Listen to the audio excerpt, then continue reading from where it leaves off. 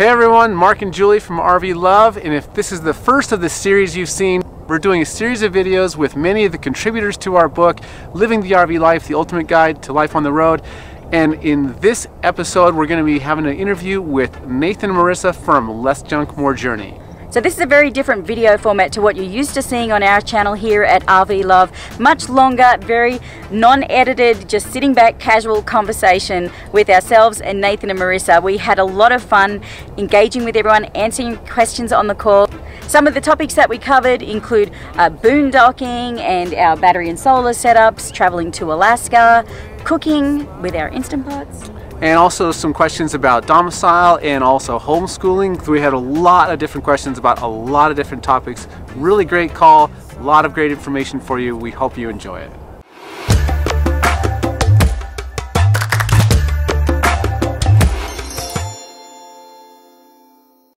Hey everyone, welcome to the live call today with Nathan and Marissa from Less Junk, More Journey, and of course Marc and Julie here from RVLove, and everyone who has joined us on the call today. This is a live series with Q&A that we've created to celebrate the fact of we've got some awesome RVers in our new book, as you all know, that's coming out, Living the RV Life, Your Ultimate Guide to Life on the Road. And we were so excited to invite Nathan and Marissa to share their story and tips and insights in the book. And they are in chapter 5. So we invited them along to this call today because we really just wanted to have an opportunity for all of you guys to be able to sit and hang out and chat with us all. We've had the good fortune to meet these guys, I think like 4 times now. I think it was Balloon Fiesta. I was at the front filming as everyone was rolling in. Then comes this familiar face, and Nathan and Marissa, and we got to meet and do some videos together in Albuquerque 2 years ago, that was. Then we met... There's one other time. We met twice in Wellington. We met in Yuma at the Escapers Convergence in January. Filming of the movie in Wellington. There was one other time, and I'm forgetting.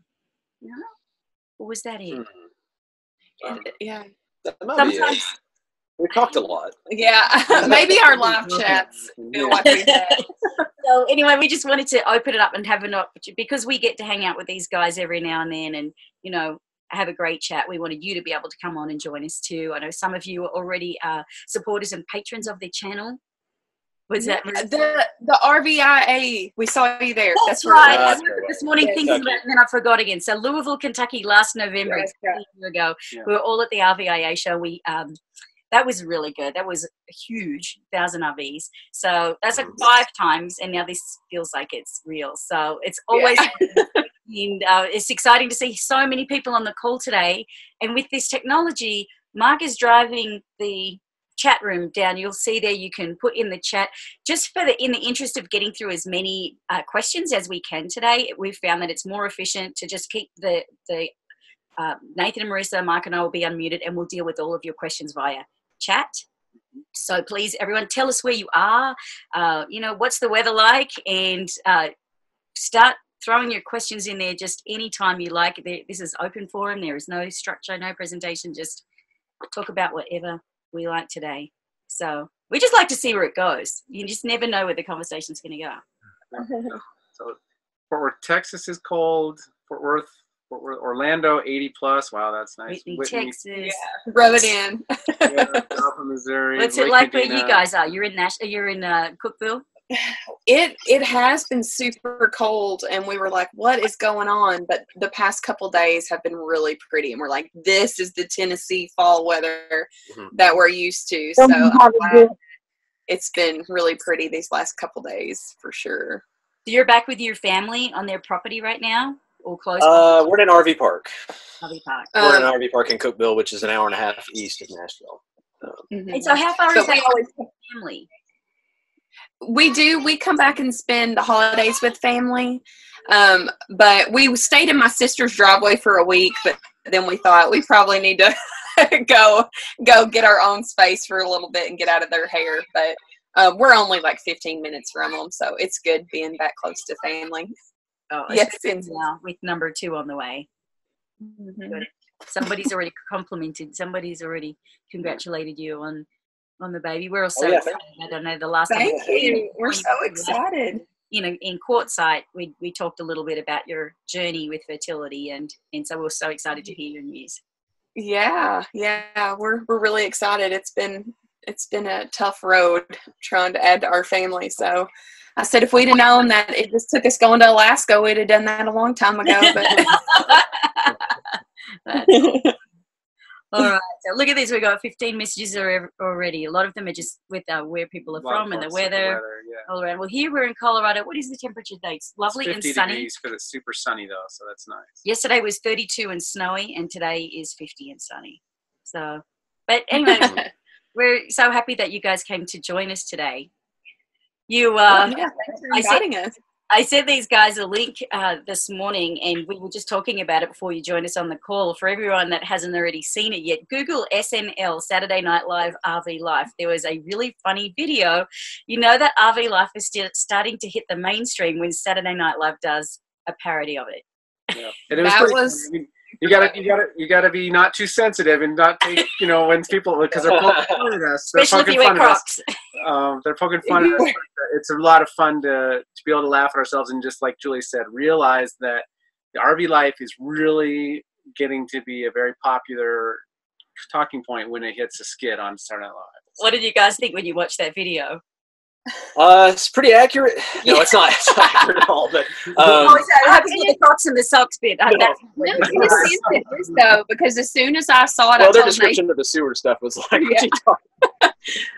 In a sense that I told him, I said, it is not for everybody. This lifestyle is not. And so it's funny that sometimes we try to make it, you've seen people who've like really, really tried and they wanted it to be for them, but it's not. But it is an awesome lifestyle. I love it, as she says. But it's pretty close to the big dog and the dog riding in the front seat instead of the wife. And I would say there's some of that going on. So, it was really cute. I would also recommend, if you have Portlandia had a skit. It's been 4 or 5 years, but if you look up Portlandia tiny house skit, it's not an RV, it's a tiny house, but it's pretty funny. Yeah, it's hilarious. We've referenced that one a couple of times too. It's pretty good. I did share the link on our Facebook page, and I shared it on Twitter, and somebody already commented on Twitter and said that they thought it was just such a poor representation and how they thought that it was really a negative. I'm like, at some point you have to remember they're a comedy show and we have to laugh at ourselves. We have to be able to laugh at ourselves. I mean, everything they do, politicians and celebrities and everything, it's over the top. So I don't know, it's just part of it. It's a compliment. Like you said, it's a compliment if they're making fun of us, I guess. I don't even think it's a thing. But so look, we got a few questions here already. We can just dive in. Like I said, this is very organic and we'll just see where the conversation takes us today. But Nancy said it was very special to be part of your announcement and love Nathan's reaction, and your sisters and moms love watching you. We've got a lot of, since I've got back in my hometown, I've had a lot of people who have asked if that was a real reaction, which I was really surprised by that. I'm like, that they didn't think that, but I'm like, that was absolutely real. Like, I really wanted to capture that moment, and it was really important to me that I had that documented. And I think that's special, that we'll always have his reaction to finding out that that we were going to have another baby. So I just thought that was funny, that's everybody's question, is like, was that a real reaction? And I'm like, yes, this is real life. So I think what's so funny about that question is, if it wasn't, you're really good actors. we need to be getting paid. You can feel it. We don't have kids, as you know, and Marc watched the video first and then brought it into me, and he's like, I was really tearing up. We both did. So we're so happy for you. Yeah, it's emotional. Thank you. It was. It's nice for you guys to invite people that deep into your lives too. That's really special. Well, I think that's something actually I'd like to ask you a question about, because that's, we've talked a little bit about this before, but it might be nice for others to hear, is that you guys are introverts, and Marc's an introvert. Clearly, I'm an extrovert. but you know what? We still sometimes, it's still a lot to put yourselves out there like that. And you've been doing it a long time now. When was it that you made that decision that you were sharing it, and then you decided to go all in sharing it? Because that's very intimate. I think what you're doing is sharing so much of your life in those special moments. And we haven't done it to that level. And I don't know that we will. I don't know that's our style of content for our channel. We like to share ourselves in authentic, but in a different way. Right. So I'm just curious how that is for you and how that's, you know, was it difficult kind of really leaning in more and opening yourselves up more and more when you started doing that? I think it was in the beginning. Like you said, you kind of have to like decide how much you want to share and how far you want to go.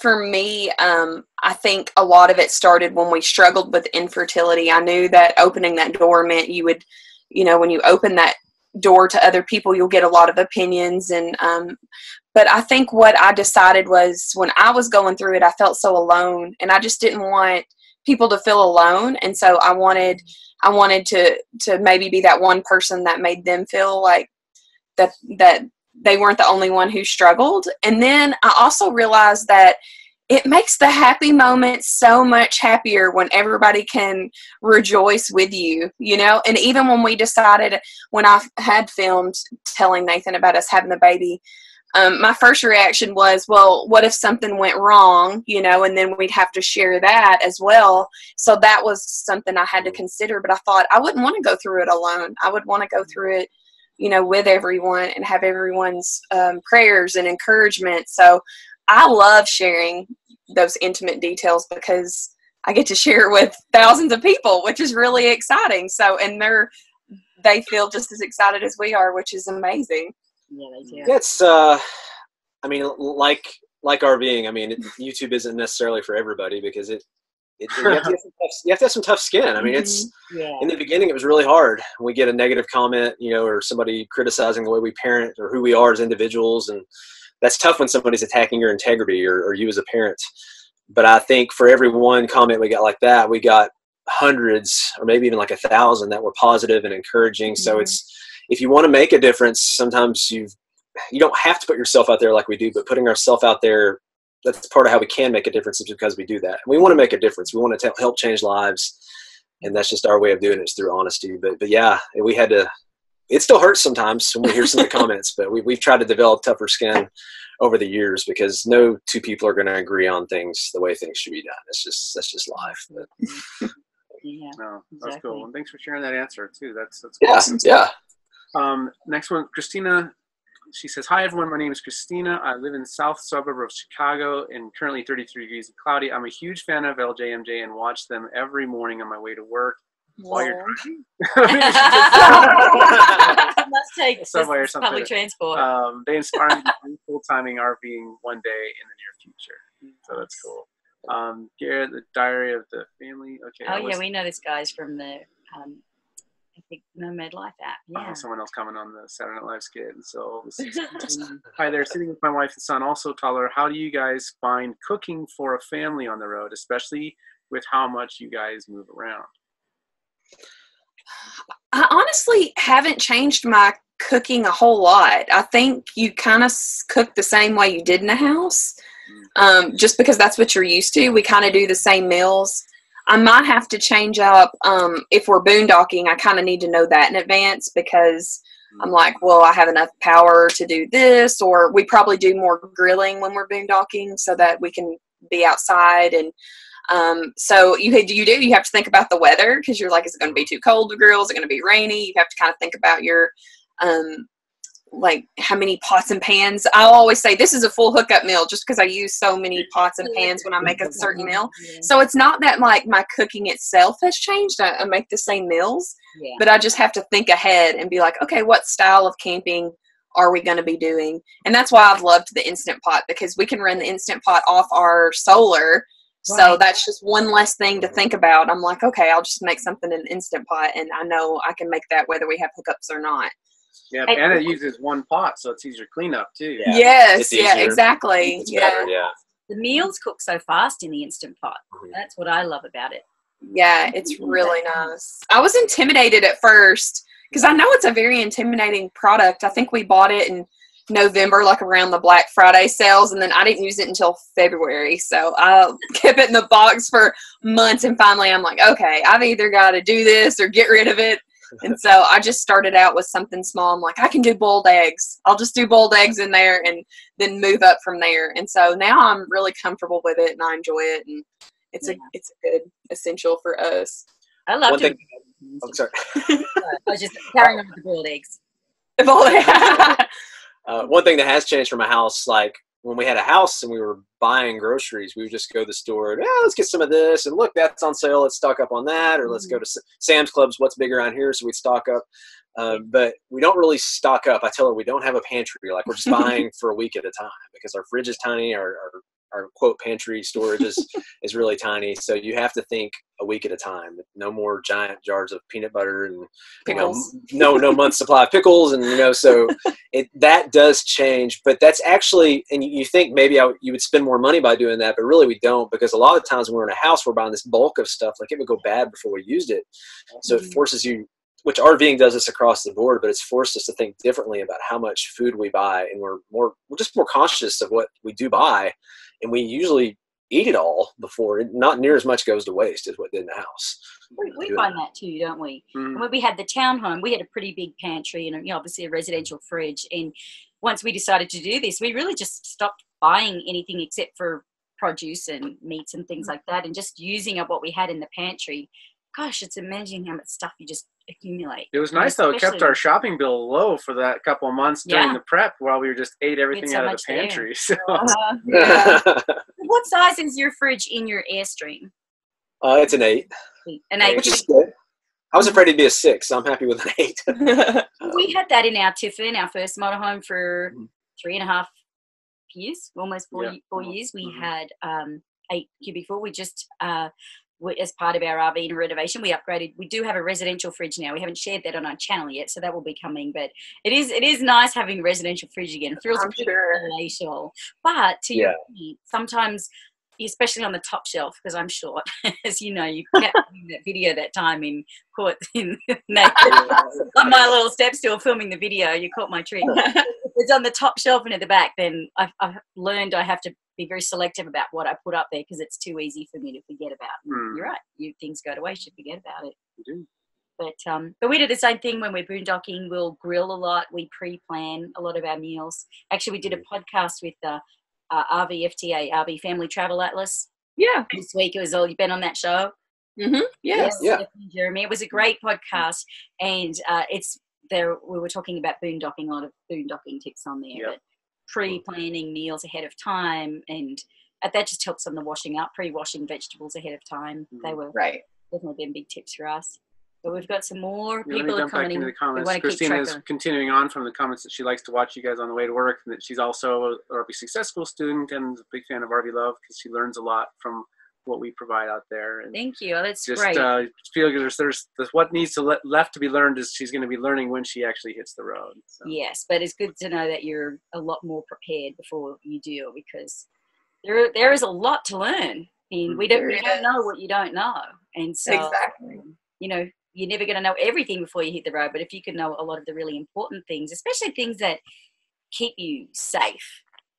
Things like weight and, tires and maintenance and what happens if you have a breakdown and all those kinds of things. I think it's the unknown that's so scary for people when you head out there. It's just, you just don't know. It's so different to what you're used to. Yeah.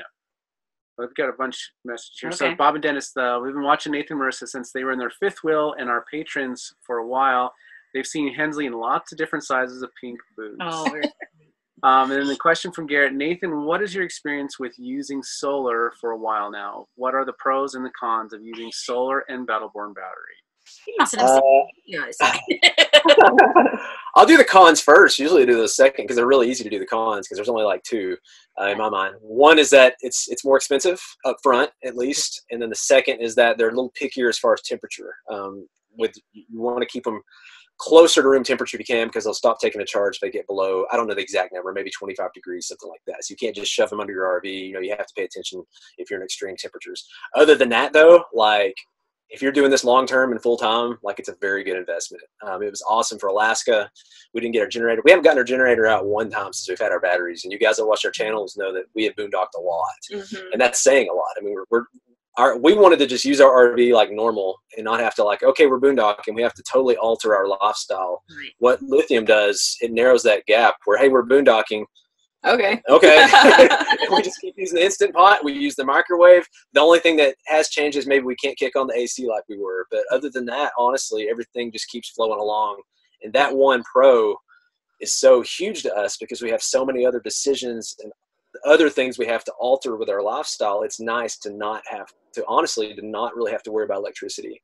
To an extent. I mean, to an extreme, if you get no sun for like a week at a time, but I mean, it's got to be a pretty extreme circumstance. We got 600 amp hours of lithium, so there's lots of other pros, but that's the basic huge pro.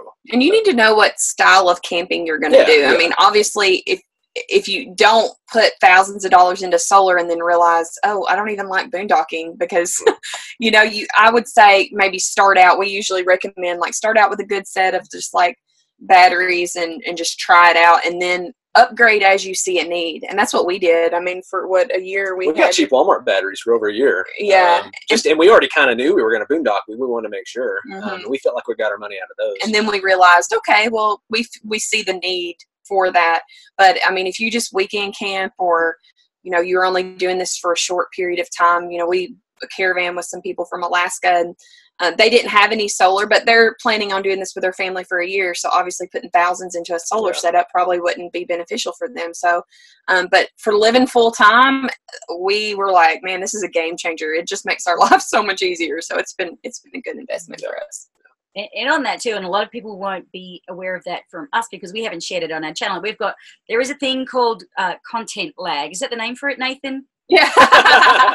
What's your lag in your content? You guys are really lagging. You're not in a house or something, are you? We have a real delay with our content, and we actually installed solar and battle-born lithium batteries in May. Yeah. Actually, and so that goes to show how far behind we are with our content.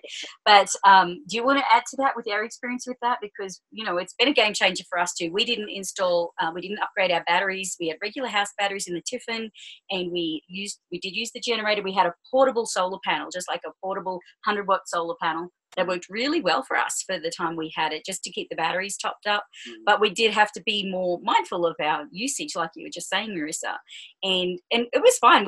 We adapted. I mean, we were just so happy to be able to be RVing and free and out there and doing it, that what we were giving up didn't really feel like we were. But now that it's a bit like the RV fridge. I was totally fine with my 8 cubic foot RV fridge, and we loved that it was propane electric.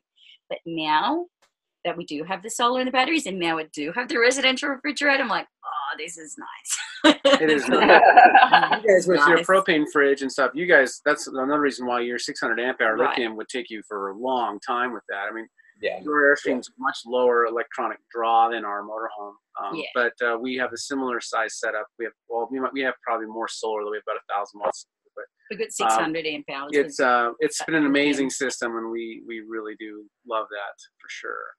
I know we got. Well, do you want to just talk for a minute about temperatures? Just talk. Oh yeah, you mentioned the temperatures. The temperatures, it wouldn't be too bad for you guys, because if I remember right, you installed those lithiums underneath the couch, then the front inside, right underneath where you're sitting right now. Yeah. So that would easily. You can install them inside. It's no issue if you install them inside. That's just somebody like a fifth wheel, they might put it under the front, or Class A, they might stick it in a bay underneath. You'd have to put some heat down there possibly.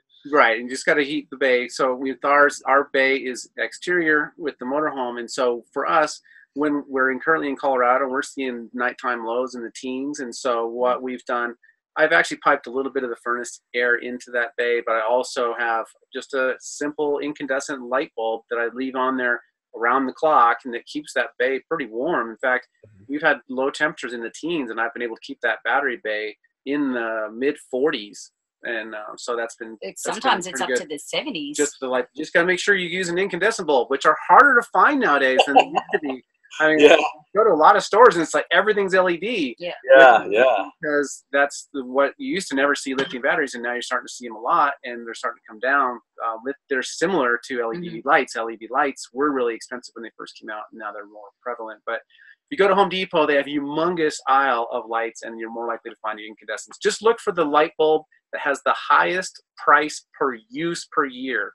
And that'll give you a good. We normally look for the cheapest, but you want the most expensive because you want that heat. But let me jump in. So, question for LJ. Hang on, somebody's. We'll have to keep going. Question for LJ, MJ. How do you plan your travels? Do you plan for the year or at shorter duration? So we have a broad outlook for a year of maybe like the areas we want to go to. So in 2018, we knew that we were going to do the Southwest in the winter. We knew that we were going to do Alaska. possibly some of the West Coast. We ended up not getting to that. So we do have a broad idea, but we haven't way far out. We haven't specifically planned exactly what date will be where, unless there's a certain event that locks us in somewhere. But then as the time gets closer, so Alaska, we didn't know. We knew the general 3 or 4 months we blocked out for Alaska, but we didn't know where we were going to be staying. We had no reservations for anything. So, and we like traveling like that because it gives us more flexibility. So, were you able to do that in Alaska? Was it an issue, or did you have to plan ahead? Because I have heard that the campgrounds book out, or you were there early enough in the day. How did that work out? Yeah, so there are quite a few first come, first serves, and if you get in there early and during a weekday, that's not going to be an issue. Denali National Park, if you want to do that during July especially, I would book it. Yeah. Just go and book 2 weeks, and then as it gets closer, you can change that reservation to be something shorter if you need it, and they won't penalize you at all for that. So I think that's the only place for us that we wish we'd booked out was the national park. Other than that, it wasn't bad. But to say that, we're 100% comfortable with boondocking at any point for any length of time. So if you're only comfortable boondocking for, say, a night or two, you might have to make more reservations. But if you go up there able to boondock, able to be flexible, I think that's another perk of having a decent setup is that it gives you that flexibility and you don't have to have as many, because there's all kinds of places to boondock. Well, even their cool campgrounds like in Seward and Homer that were right on the water. I mean, all those were boondocking campgrounds, and they're really great places. So even the campgrounds, most of the time don't have any hookups, or it's very expensive to have hookups. I mean, $50-$60 a night just for an average campground to have any sort of hookups. So you wouldn't think Alaska full hookups would be $50+ a night, but anywhere touristy, it's 50. It's not Texas prices. It's like Northeast prices. Captive audience. Once you're there, your options are what they are, and they know that. Yeah. And they're only making money for 3 months a year. So I mean, they're charging pretty good for their full hookup stuff. A little over a year ago, we did a 7-day cruise to Alaska. So we kind of, some people think we cheated by cruising to Alaska. I just think we're glampers, not campers. We got to cheat. $399 we paid for that cruise for 7 days, and that's all your food, entertainment, everything. It was a last minute decision. 3 days, I think it was, when we booked it to when we actually departed. And when we disembarked in Seward, we saw that campground that you're talking about. And that was amazing. It's right there on the water. You're watching the cruise ships come in and out. There are people down there fishing. How cool is that, watching them fishing down there? Did you see them there? We even saw, were they otters? You can see otters. Some people have seen whales. We didn't see whales. In May, they said you could see the whales out there spouting. But we would have these little otters playing right by our rig. It was really awesome. Like you said, you could see the boats come in and out, and that was a gorgeous spot. You know what? I've got a picture of it here. Hang on. Here. Is that the one? Yeah. It's really empty, but that's it. Yeah, it wasn't empty like what time of year that was. That's it. We were there in September. There was pretty empty. It'd be slow. Season. That's on page 29. Late September. But was it July we were there?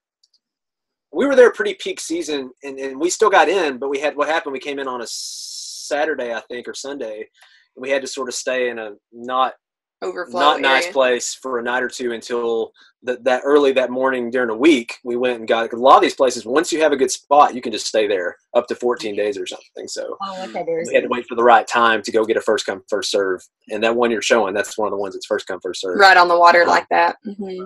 Have you heard of that solo RVer called RV Frida? She's got a YouTube channel. Have you heard of her? I think we saw it in your book, and we looked it up. Yeah, so she was 69 years old, and her husband had passed away, and she bought an RV from her friend whose husband had also passed away, cheap, and got it road ready. And she was 69 years old, drove to Alaska solo, and she stayed in Seward, and she spent the whole summer there, and that's where she celebrated her 70th birthday. Oh, wow. That's awesome. I know, that's why we wanted her in the book, because it's like, if she can do it, anyone can do it, because that's so inspiring. Solo woman, widowed, and she'd never done it before. We met her in Salida when we were filming for the movie, actually. She came and visited us. Yeah, she's wonderful. So I'm glad you got to read about her. Oh, yeah, I've got tons of messages stacking up. Sorry, we'll shorten that. So have you guys been, she said they've been watching you guys for a while before you hit the road 6 months ago, and their 4-year-old daughter shares Hensley's love for pinks and rainbows. Aw. What has been the biggest positive and biggest negative of putting your lives and experiences out there for all to see? Rainbows, but rainbows as well. I think it was kind of what we touched on earlier with the benefits of sharing, the pros and cons. I love that we get to celebrate things with people, the good and the bad. The encouragement is what keeps us going. If it wasn't for everybody saying, you know, you inspired us, or, you know, because of you we're on the road, or, you know, you bring so much joy when we get to watch your videos, like that's what keeps us going, and that's why we put ourselves out there. But as far as like the negative, obviously you have to be able to kind of shake off those things that bring you down a little bit. And I think we've gotten better at that. And because I focus on the positive, because of what you guys say that is so encouraging to us, I just focus on the encouragement. And I'm like, oh, that helped that person. So if it didn't help that person, then, you know, that's okay. They can go find their information elsewhere, but I just kind of focus on the positive. Set up an auto filter. We figured out what words to put in that. So on YouTube, you can specify if there's certain words in a comment, it doesn't even make it to our eyes. Like I've got a whole section of I'm never going to look at. So there's certain words that I don't care what you're writing about, they should not be said. So all those get pinged. They never make it to our comments. Our viewers don't see it. We don't see it. It's out of the way. So over time, unfortunately, we figured out what more and more of those words are. And we've had them auto-filtered out. Well, we just want the whole experience to be we positive. don't want our viewers to see that either. I mean, there's no reason. Oh. And we get it. Sometimes people are just, you know, hurting people hurt people sometimes. They're just having a really hard time, or they're, you know, maybe they lost their job that day, or somebody they love is, you know, there's sometimes people just hurt people. And because we've had people say mean things and come back and say, I'm sorry I said that, you know, I was going through a hard time. And we get it, but we don't want, you know, we try to keep that off of it. Everyone do that. Yeah, So we've had that too, where sometimes there's comments on there and we think, is this for the greater good of the whole community reading? Exactly. Yeah, that's what we ask. Yeah. When people ask, you know, questions, and we try to answer them as best we can too, we're always answering to try and help them as best we can, but also how useful is this to everybody? Because you're not the only one reading this, and so yeah, that tends to be our kind of benchmark. Well, if it's a conversation, like you said, that needs to be had and people benefit from it, that's one thing. Just because somebody disagrees with us, that's not what we're saying. It's just like, the people that are just like trying to be mean just to be mean, or they're trying to get a rise out of you. You can tell they're pretty easy to spot. But usually our audience is so encouraging. That's not the majority. That's one in 500 comments, 1 in 1,000. It's not. Isn't it funny though? You can have 500 nice ones, and then one mean one will just like. Oh yeah, and that's what bothers It'll you. keep you up. Yeah. It's boring. Then you have to rise above it. You have to build that tougher skin for sure. And we got to keep in mind there's lag in these comments now because we've had other dialogue. But Nathan and Marissa, what part of Alaska did you want to see this past summer but couldn't? I can answer that. I had a lot on my list. Alaska's huge. It's really hard. We were there 3 months and still didn't get to see everything. So, I mean, there's just so much to see and so much off the beaten path. So I had a lot of that off the beaten path stuff on our list, and you just kind of have to decide if you want to go for that or not, because it can do some damage to your rig or your vehicle. But I would have loved to have gotten to the Arctic Circle. We talked about driving from Fairbanks and doing that road.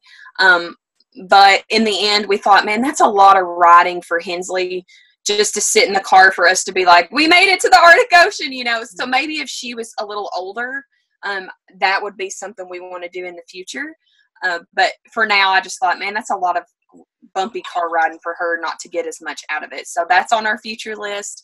And I really wanted to get to Wrangell St. Elias National Park.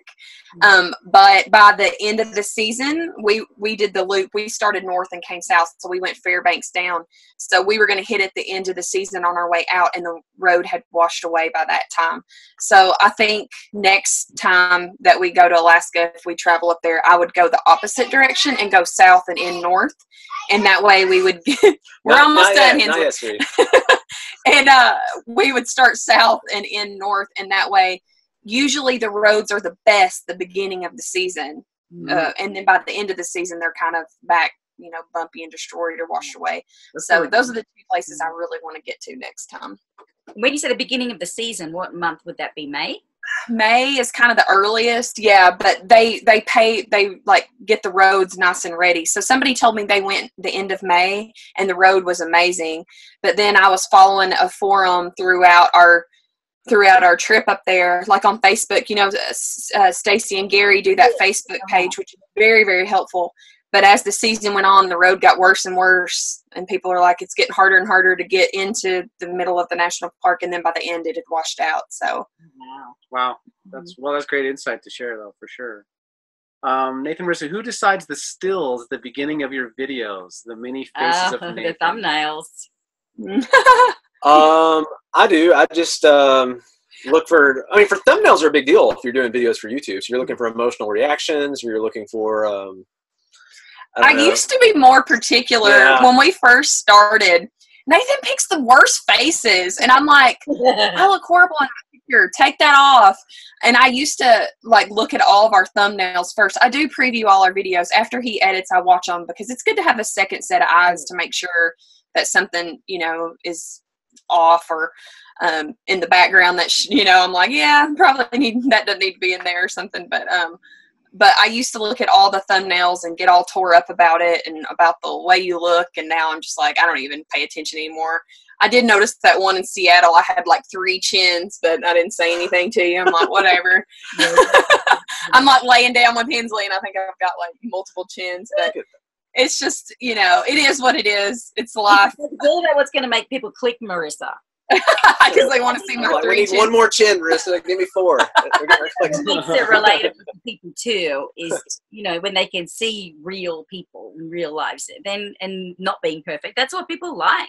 That's the authenticity, isn't it? You have to let go of it a little bit, though. You do. I think in the beginning I was more worried about it, and people would comment all the time, like, you wear too much makeup or you do this or that. I think you're so worried in the beginning because you've never really been on camera before.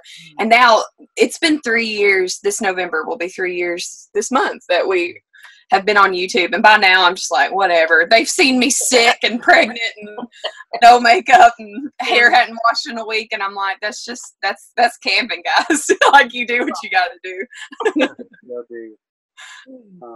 There was one question from Nancy Patrick about how much solar do you guys have? We mentioned we had 1,000 watts. You have 600 amp hours of lithium, but how much solar do you have? 700 on the roof, which isn't really enough, but we just got a curved small roof and we're kind of watching the weight too. So I think I could put 2 more and fit 900 if you're looking into a 30-foot Airstream or something like that. But yeah. Could you do a little portable? Would that help? We could. It would. I know my problem is, again, the decision thing. I'm pretty sure like if I have to get it out and I have to angle it and move it, and I just know myself, like the ones on the roof don't tilt at all because I knew I'd never get up there and tilt them. So when we just have so many decisions when it comes to adding something new. I usually just make it as simple as possible. And that's part of why we got the 600 amp hours of lithium. I mean, that's a lot of lithium for our size rig, so that I wouldn't have to worry as much about how much solar we have, and we get some more juice while we're going down the road from the alternator too. What's a lift right now? This is a big 40-foot diesel pusher motorhome. We got 600. No, that's a lot. For sure. From Melissa Smith, there was a few comments in here about food. They were just saying, "Oh, it's not tacos every day," and there were a bunch of comments about other food people recommend.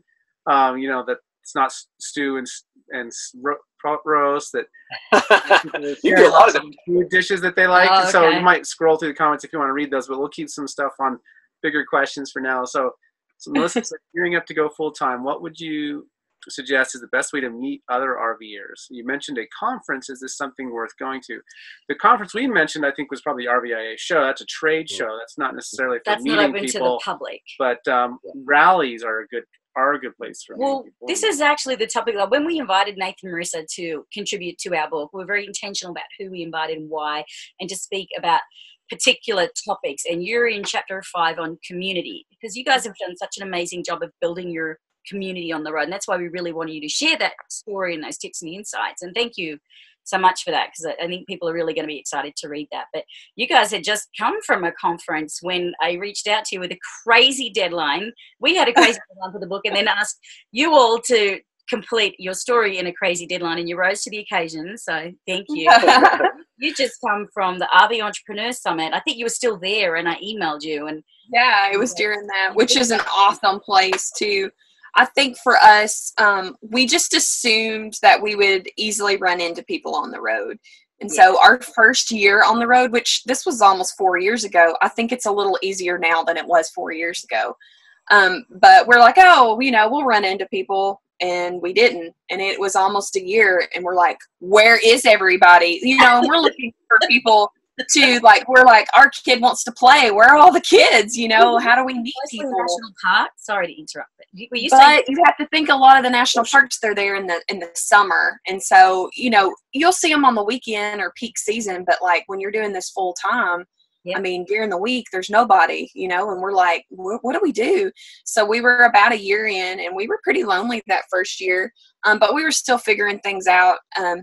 And we had just on social media, we were following and saw that Full Time Families was doing a rally, and we were in Florida, and we're like, let's just go. We didn't know what to expect or how any of these meetings or conferences worked. And, I think once we got there and met people, we're like, this is what it's about. Like the community, like that was the piece we had been missing the whole time on the road.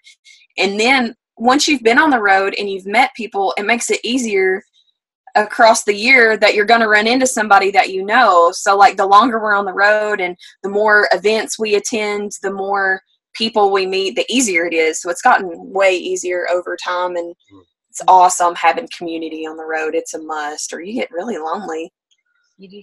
Yeah, I think for us, Full Time Families has been probably the best match for us. But if you don't have kids, there's lots of other, you know, ways you connect. I know Airstream has their own groups in Winnebago, and I think Tiffin has theirs. And we actually went to Winnebago's. Yeah, they wouldn't let us bring our Airstream in there, but they said we could walk in there. They have like their big rally every year where there's like 1,000 Winnebago rigs. It was fun to see. It was fun. It was neat to see. But Escapees is probably, and I know you guys have talked about it too, but Escapees is probably, as far as like one organization that has multiple events where you've got a good chance of, because that's when it's fun, is when you go to different events in different places and you start running into some of the same people. Like, oh yeah, we met 4 months ago in Yuma, or oh, we met 4 months ago. And, you know, so that's pretty cool. They do a pretty good job of making that social with them as well. Yeah, they're doing a lot of events now. That's what we saw you guys January when that was at Winter Haven, which is near you, and that was with the Escapers event. And where else we've actually met a lot of people. We met a lot of people through our village as well. We've met a lot of people obviously through our own channels. I think if somebody's creating content and sharing on social, we've met people on Instagram. Instagram's a great place. Yeah. And people that just email out of the blue sometimes. But we've also met a lot of people. Actually, we split our time. We spent more time staying in campgrounds before, and now we're doing more boondocking. So it's kind of, we're splitting it more. But we joined Thousand Trails, which has a lot of campgrounds. And what we found is that because there's full-time RVs, we're following the weather. We'd see the same people at campgrounds up the Oregon coast and down in Florida, and that's been really great for us. In fact, we joined to save a lot of money on our camping, but the benefit that we weren't expecting was the community. I would say that was the single biggest noticeable change to our community, was the RVs that were staying in Thousand Trails parks, and it still is today. There's a membership campground. The people in that membership are going to tend to be in those parks, so that's for sure. Don Ramel asks, Nathan, Marissa, and Marc and Julie, when did you realize how much you inspire people through your content? And can you share a story that helped you realize your impact? And I'll be interested to hear yours, but I think one that Julie might suggest is that... go ahead. Do you want me to tell that story from Palm Springs? Yeah, go for it. Yeah, I'll tell. I know mine for sure, because... well, look, the first time I think for Marc was when he was trying to hook up the Mini to the Tiffin when we were leaving Wilderness Lakes, and some guy came, "Hey, Marc!" and he's like this guy knows that was weird for me, because it was I knew that we were filming stuff, but I didn't put it together that Julie was putting it out publicly, and then people YouTube. actually would see it.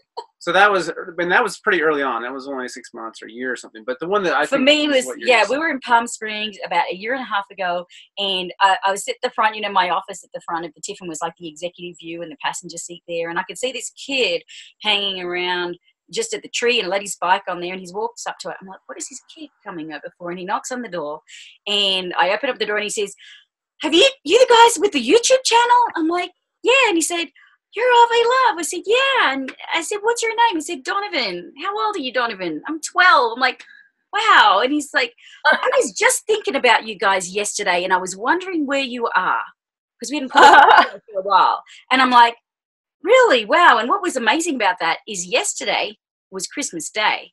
So there's this 12-year-old boy thinking about a couple of 40-somethings in an RV on Christmas Day. I thought there was something about that completely blew my mind, because I think we get people all the time that comment on our content and come up with 1,000 trails and thanks for that article or our video and thanks for inspiring us, and that's what keeps us inspired to keep going too, and we love that. But when this 12-year-old boy, who you'd think just be off playing video games, comes and knocks on, just out of the blue by himself, knocks on our door, introduced himself, and was thinking about us and wondering where we were, and was so excited, and that really impacted me, because I'm like, he's a tween, you know, we don't have kids, but he's a tween. So knowing that our content was impacting someone that's like a kid, a 12-year-old about to become a teenager, and his family, people in their 30s, people in their 40s, 50s, 60s, and 70s, and realizing the span of the generations and ages of people that we were touching with our content, that was, I think I got emotional even, didn't I? I think it was massively impacted me. And funny thing is, a few weeks later, we actually ran into that family, like not literally, because we were driving it was dark inside, and we were driving from an escapers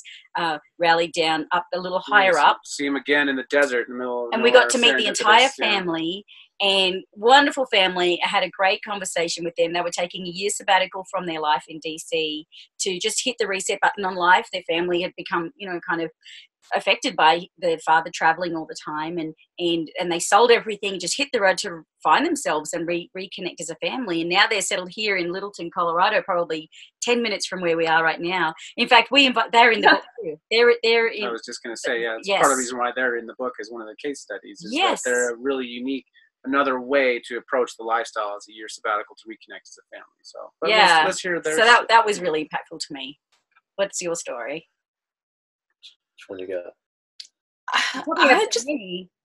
I don't know if there's like one specific story per se that stands out, but I think it's all the different times that people say they're on the road because we are, or because they've seen our channel. Because the reason we started doing this was because we saw a video of a family doing this, and we thought, what if we were that video? Like, what if we changed one person's life because we did videos? And so I think every time someone sends me that message saying, thank you for your inspiration, we're on the road because, you know, of you. And I think that's what always gets me encouraged and emotional, is because our whole purpose was like to change one person's life, you know. And so every time we get that message, that's it for me. Well, I like to see people who say we're on the road because of you, and then I also see them using video and social media to impact other people that are on the road. So you get to see that chain effect of, I mean, Chip. Chip in New York, Humble Road, he started a channel up about van life that he's doing. And then Finding Our Someday, we just caravan with them quite a bit in Alaska. They said that we had a big impact on them being on the road. Now they're documenting their journey on the road. So it's cool. And social media, I mean, we're talking about community. I mean, it opens a lot of conversations with people. And you probably, honestly, if you're doing this, you probably want to document your life anyways, if not for yourself, maybe your family. Just know that it's a good way to meet people. It's a way for people to see if they connect with you or not. So when you reach out to somebody, they check your Instagram and they're like, whoa, you know, it's a little too adventurous for me, or whoa, I like it. You know, they just sit around by the fire all the time. Or it's a good, quick, easy way, not right or wrong, but you just seeing if your personalities match too. So I think if you're interested in a community, I think that's a part of it as well. So. I will say, I have a story that stands out in my mind because of the opposite of what you said, though. I think when you talk about your impact in people, we've had one person, just one out of four, that's actually told me this, but they reached out and was like, because of you, we sold everything and we bought an Airstream and we hated it. and now we're trying to sell it, and we lost money. And I'm like, oh no, like it's not for everyone. I don't know. Were they kind of blaming you?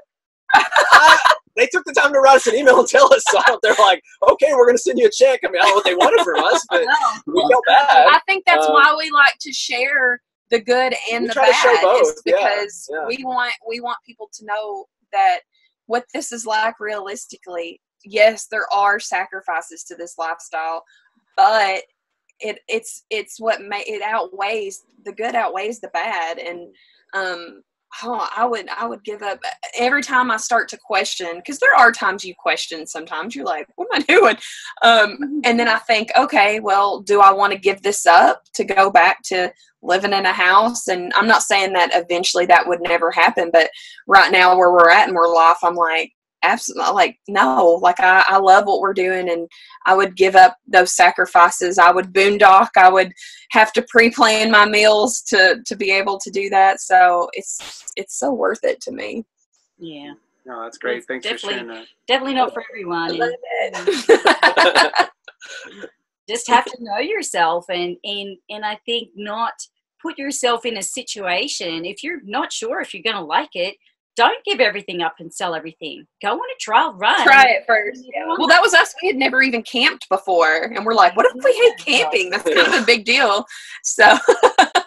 But, you have to take personal responsibility for your own choices in life, and, don't overextend yourself, which sounds like they might have done. But I'm glad they tried it, because that was us. We're like, what if we hate it? I mean, obviously, I think that's a concern that goes through everybody's mind, is like, what if I have this built up into this dream and I get out there and it's not for me?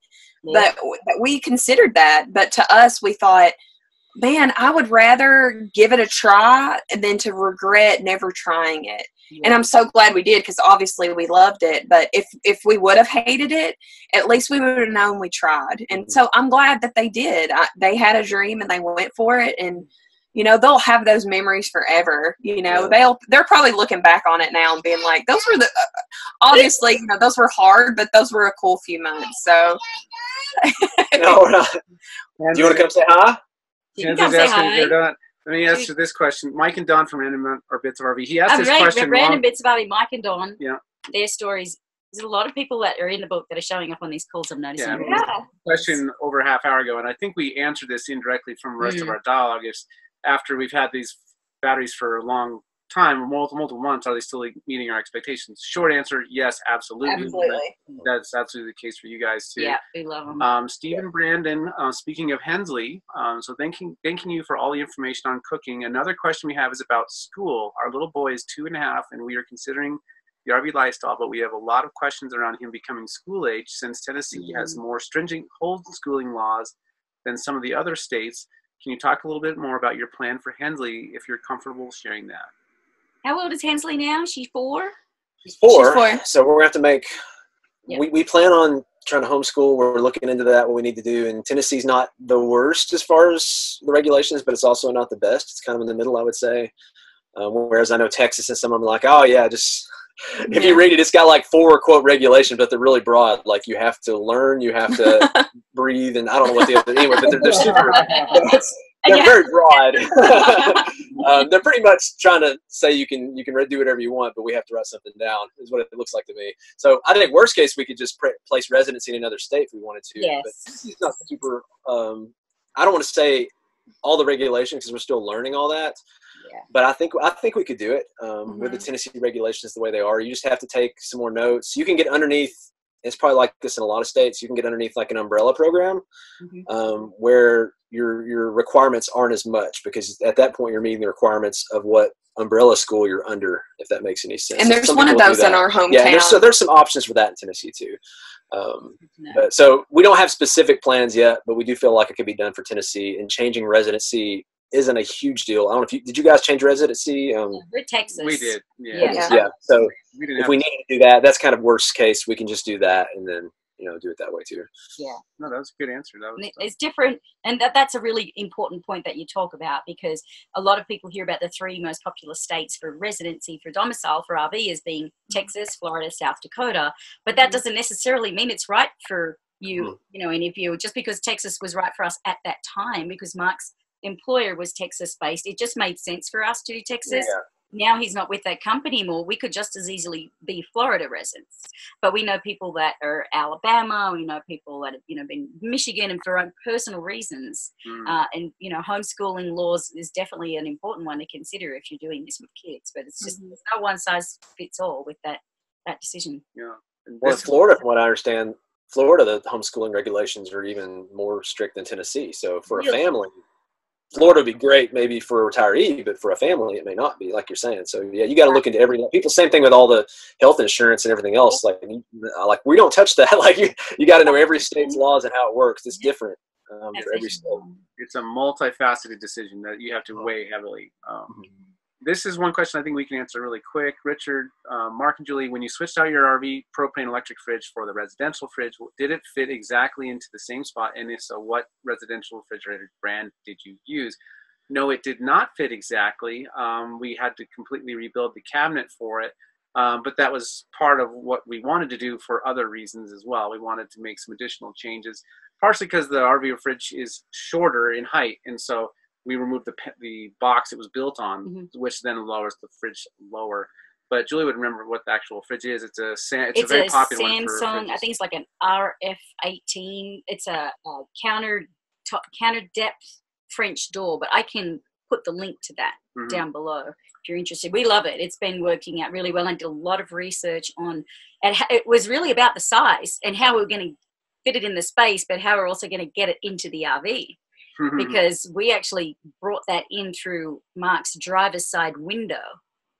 A lot of people have to remove their windshields to take them. But through the tape on it, and it'll fit in the window. But believe it or not, that old RV fridge weighed more and was wider than the residential. And the 12 in this is 118. So got some really cool footage demolishing that.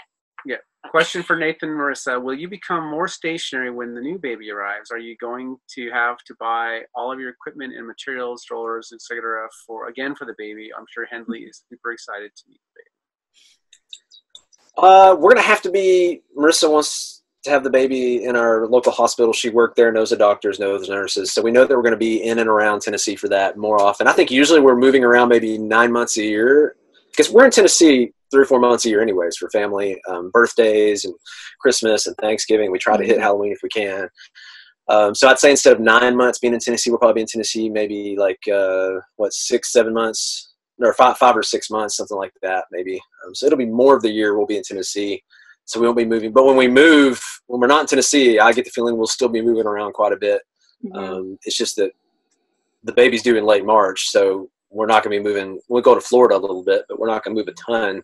We don't want Marissa to be, ready to pop and us be not where we want to be. So we'll be around a little bit more. But yeah, all this stuff, I don't know. We've been looking into a lot of that. I think we just don't know until it happens. And when we found out we were expecting, we started looking at bigger RVs, and we're like, okay, we have to sell the Airstream, sell the van, buy a truck, buy a fifth wheel.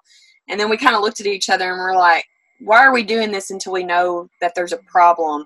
So the Airstream may not work out for us, but I think we want to give it a try, because why go through all that change if we don't know if there's a problem yet?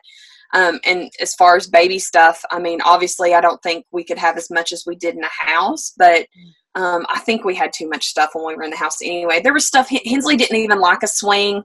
I mean, so we had a swing and we had a jumper and we had this. She never sat in a swing. So, I mean, I think you just got to feel your child out and see, if there's something that the baby needs. Obviously, we'd make room for that. But I think we're just going to try it and see how it goes and see what we need. And we're hoping we can just be outside and follow the weather a little bit. But we're actually looking into maybe setting up like a home base in Tennessee so that we can spread out a little more, so we can maybe have like a little play area for the kids. And, because when we come back into town now, like you said, we're trying to find a space with family, or we're trying to see if there's an opening in a campground, and we can't set up our own outdoor space. So I think we're looking at maybe setting up a little home base area so that our kids can have more room to play. Have full hookups and a piece of land where we can just, not feel like we're hopping around the entire year if possible. So it'd be nice to know where we're going to be, at least while we're in Tennessee. We don't have to worry about that. Exactly. So there was a couple of comments that these were from earlier, but they're related to topics you guys already covered. So I'm just going to read through a couple real quick. One was talking about how they're really excited about the nesting you'll be doing with the Airstream and making, because they love your creativity and how you've done it here space. Another one asking about homeschooling with Hensley, but you've addressed that.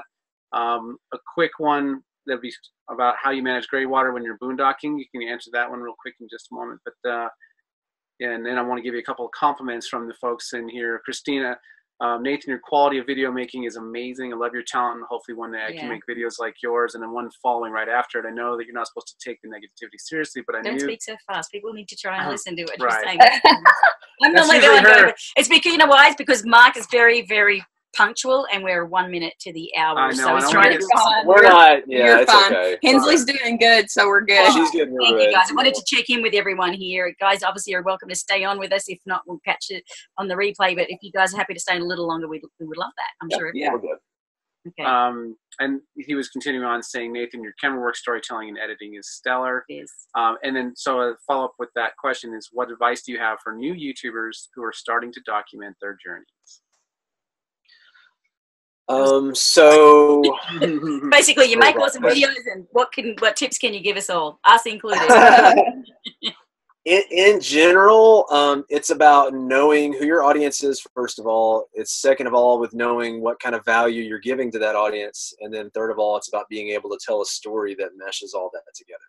So when you're doing videos, know who you're talking. When we talk to people, we know what audience we're talking to, that for the most part, they're not RVing yet, but they want to, and they have because they have a different set of questions than people who've been RVing full time for 3 years. So we do have people that once they get on the road still watch our videos, but for the most part, and we don't hold against them, it's a-okay. They're like, oh, sorry, we haven't watched your videos in a year. We've been on the road, for a year. And we're like, it's okay.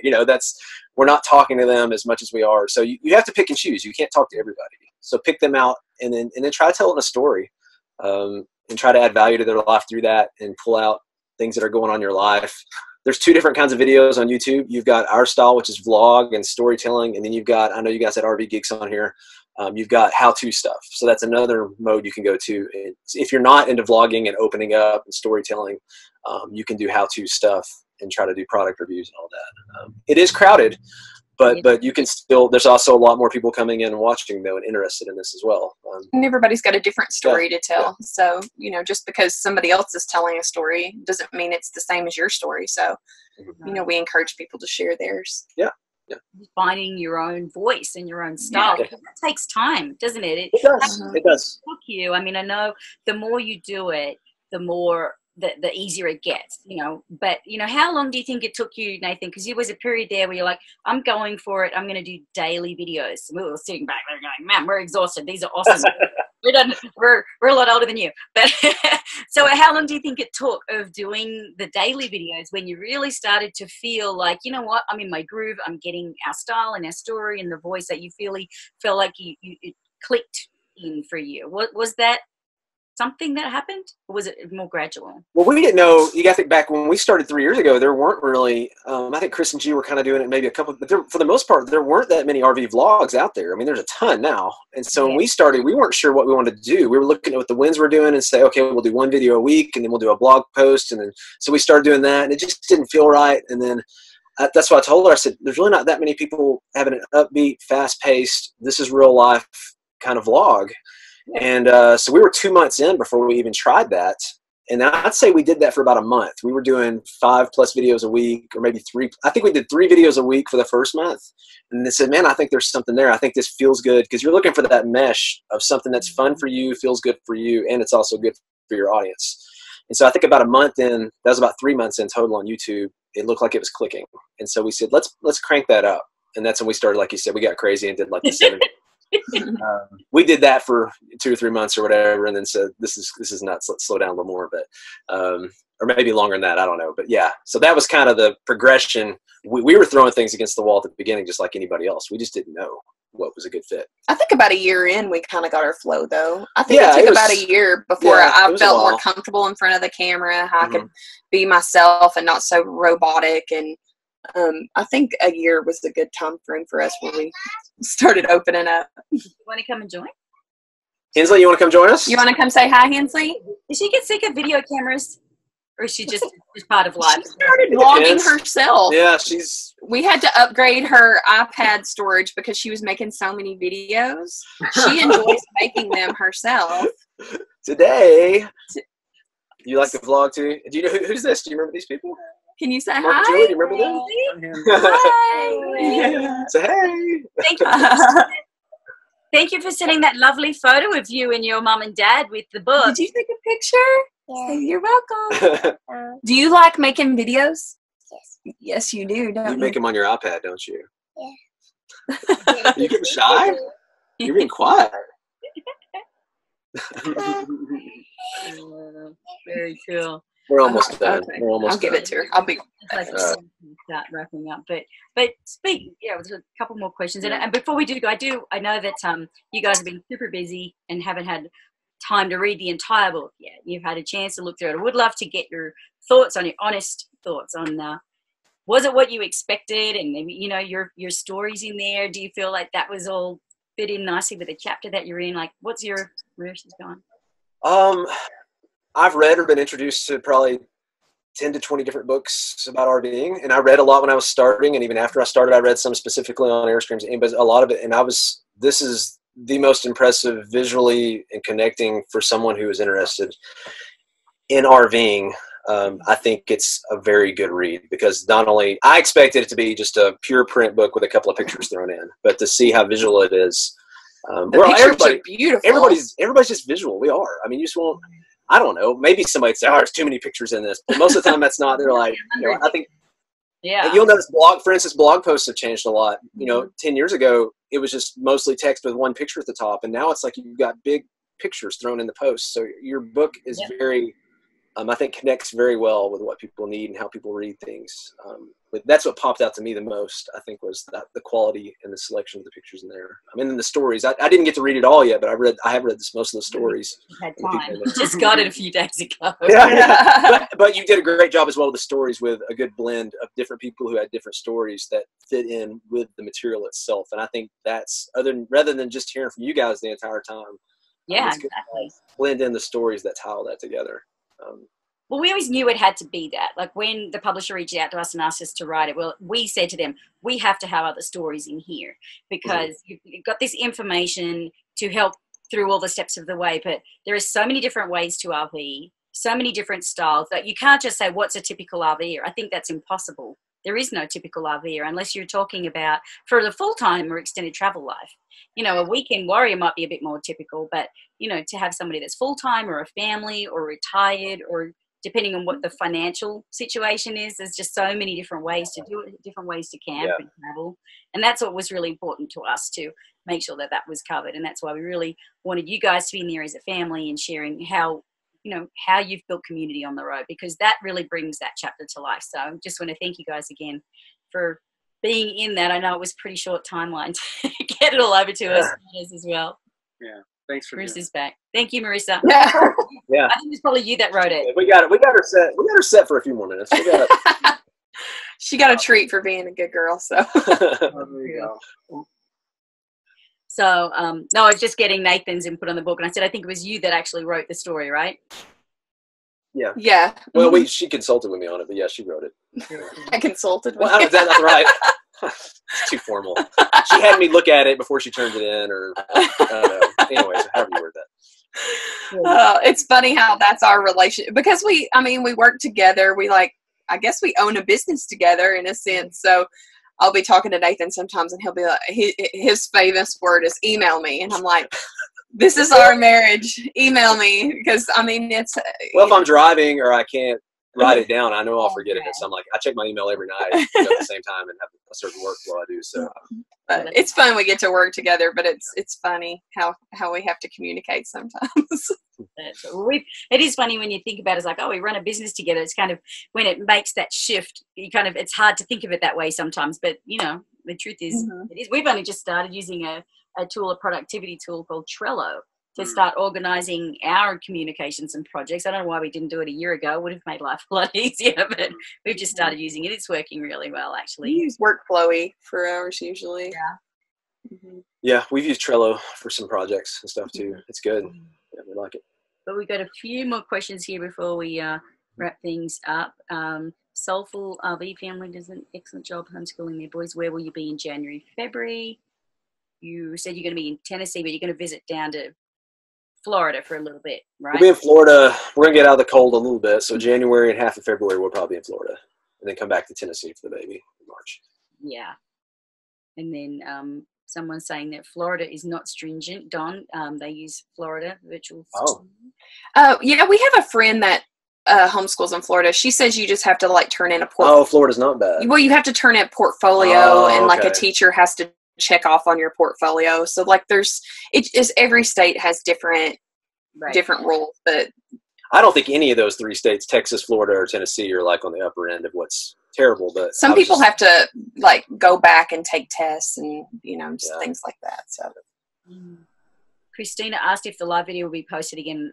Yes, so we will. So at the moment, I think we're going to post it on YouTube. But the best way, if you jump over to rvlove.com and get on our email list, we'll be able to email you and let you know when that's up. Because I think we're going to post it on YouTube. We've been talking. Initially, we weren't planning to, but then we thought, well, I think everyone would like to have access to this. So, Hensley, so big. You've grown so much. Has gotten so committed to YouTube content regularly for me. Your winning formula is that video quality, but more importantly, your commitment to your audience. Random Bits RV, Mike and Don. Thank you. These guys wrote a lovely blog post. Thank you, guys, for that. Mike and Don. Not only does the Julie and Marc's book expertly address the who, what, where, when, and how, also does a serious deep dive into the why. Then links for letting me know that I'm not crazy. I know a lot of people do think we're crazy, but the why, that's really important to start there. Like, why are you doing it? I mean, that couple that you shared that hit the road in the airstream and hated it, why were they doing it? Do they just watch you guys and think, oh, that looks cool, let's go do it? Or maybe they didn't ask themselves their why. Those that Airstream couple from earlier? Yeah. They didn't ask their whys enough. God, it's really funny that they emailed you and like, we hated it. Nancy asks, do you feel financially secure or insecure being so young at full timing? Read it one more time. I'm not with you. Do you feel financially secure or insecure being so young at full timing? Okay. Young. So I'm going to take part of that is in like, because we don't have Social Security and a regular stream of income at an older age, is that you think it's part of it. And then part of it too, like we're investing, I don't want to say investing, but we're spending money in things that go down in value right now as far as vehicles. Right. I'm guessing that's kind of the back story of some of that.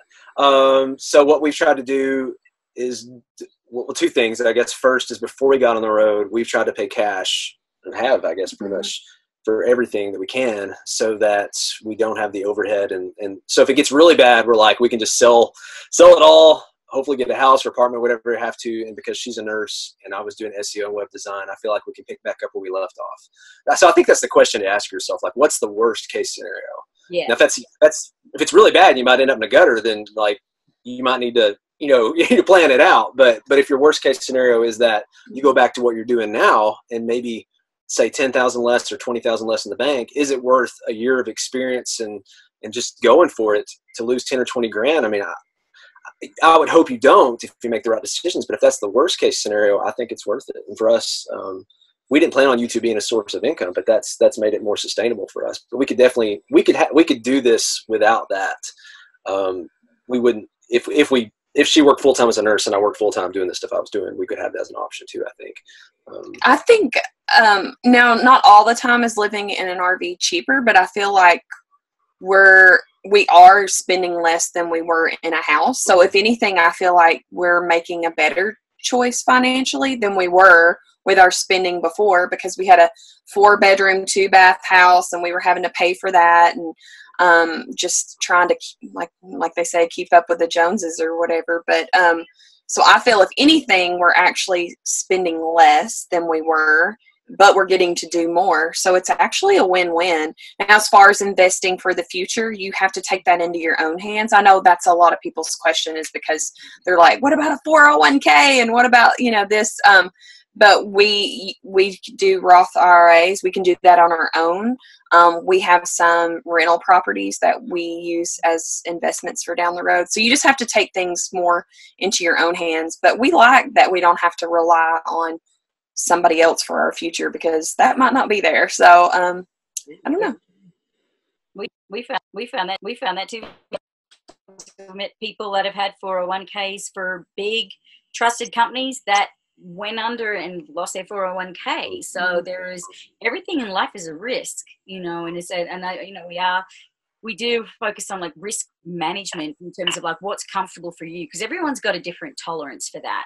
You know, some people just really like to still have a home and have that security that's important to them. And then we've seen people that rent them out or Airbnb it while they go travel in an RV. And, you know, there's just so many different ways to do it. And like you say, finding the right way for you.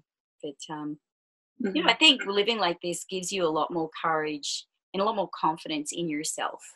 And, you know, your ability to be able to get by and make it no matter what. If you're a little bit creative or a little bit resourceful or a little bit willing to learn and be self-taught, as we all are, you know, we're all self-taught. I mean, this is not a career we all went to college and learned how to do, is it? It's not, you know, I didn't even go to college at all. Not even hear about it.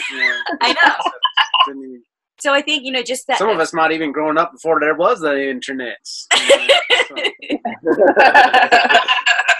But you know, I think that's what living this lifestyle does give you, doesn't it? That sense of being able to do things on your own more, because you do have to do things on your own more, and it just gives you a lot more courage and confidence too that you're going to be okay. I'm sorry, Nathan. Well, I think just to add that is like, I think that's like a superpower or something, but like I'm getting audio feedback or something. Yeah, the audio is a little weird for you, right? I don't know. So if you need to buckle down and save a lot of money with RVing, I mean, you can definitely do it. You can, I mean, New Mexico, what is it, $300 a year? And you can stay out there. I mean, and have a place and have access to water and dump.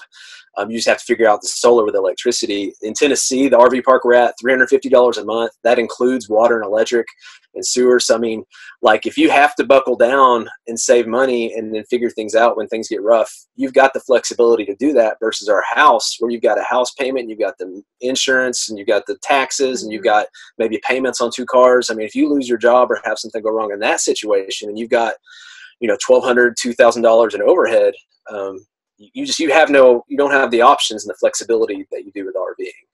You can also spend a ton of money in RVing and blow it all very quickly. but if you're smart with it, it can be affordable too. Yeah, that's a great point. And we make that too, is that when the traditional lifestyle, there's a lot more fixed expenses. And in this lifestyle, there's more variable expenses. Yeah. And so that variability of your outlay can more quickly adjust to any ebbs and flows in your financial income. So it's a great benefit of the lifestyle. Well, I remember, Marissa, it wasn't that long ago when we were talking about you like wanting to quit your job because you were still working part-time, and you were just that leap of faith, even just going from part-time. And I'm like, just go do it. You'll be great. Just rock it. It's scary. It is a scary thing, especially like you said. I mean, I went to college for 4 years, and I mean, I became a nurse, and I had worked almost 10 years, and it feels scary, like backing away from that. And especially since it's hard when you see everybody else kind of progressing in their career, and not that I'm regressing in a career, but it's in a different career. So that one is kind of like, you know, it's hard when you see other people going forward and you've kind of stepped away. So that was what was so scary about it. But they're always going to need nurses. Nurses are always there. I still keep my license up, and I'll always have that, you know, so it's nice that that's there and that opportunity is always there.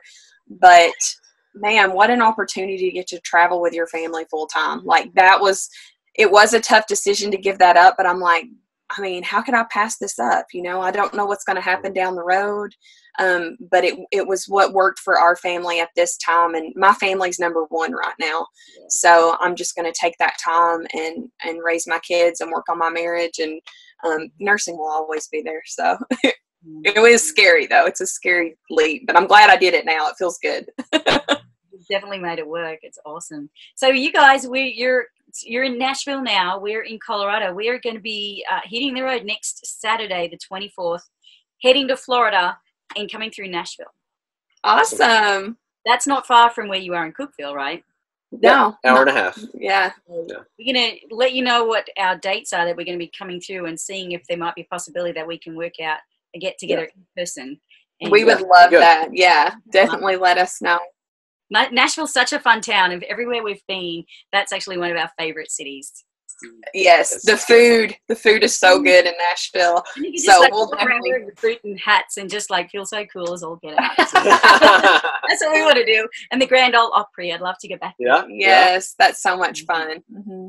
So we'll connect on that, and then when we get a date on the calendar, if that works out, we'll let all you guys know. We'd love for everyone to come and have a meet up with us in person as well. That would be awesome. Yeah. I want to be able to wrap up now because we're 20 minutes after. Really appreciate you guys staying on. Are there any other last minute questions? There's a number of comments just thanking them and for everything that they've created, and that even has solo singles. They, with no kids, they like to follow the content, and there's a lot of other thank yous to all of us for all those things that we share and helping guide them in the decisions. So Lovely a lot comments. of really nice, lovely comments here at the end. And, Thank you, everyone.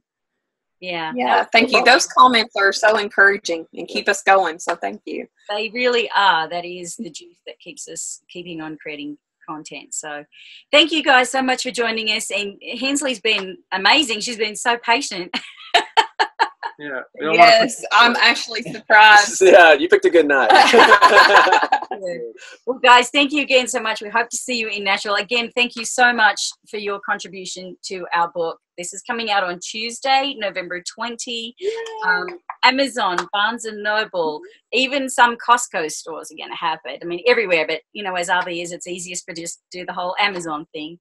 And so we're excited. We're going to be doing a book tour through Nashville on our way down to Florida, catching up with Nathan and Marissa. And, yeah, we look forward to it. It's been a huge journey, but it's been a big year, hasn't it?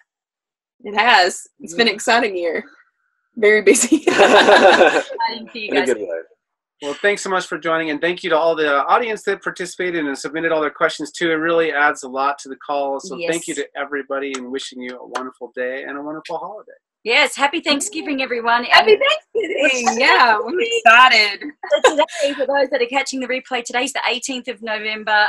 We're going to be busy doing book-related activities this week and interviews and all kinds of stuff. And the next live call is going to be on the 26th, Monday, November 26th. So the Monday after Thanksgiving with Chris and Sheree of Technomadia, also in the book. So we're doing this whole fun series with almost everyone that is in the book. And so we just appreciate you all being here, and we will see you all soon. So happy Thanksgiving. Happy Thanksgiving. Thanks for having us. Bye, guys. Bye. Yeah. So thanks for watching, everyone. Really hope you enjoyed that call. There are more videos in this series. They're all free, all at our channel, RVLove.com. We'll be putting links to all of the live calls down in each of the video descriptions as they are posted.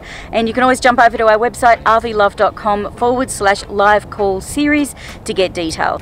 So if you'd like to read more about Marissa and Nathan and their story, as well as many other amazing contributors to the book like the RV Geeks, Technomadia, Morton's on the Move, Live and Light, and many, many others, jump on over, grab yourself a copy. We'll put the links down below. And until next time, we'll see you on the road.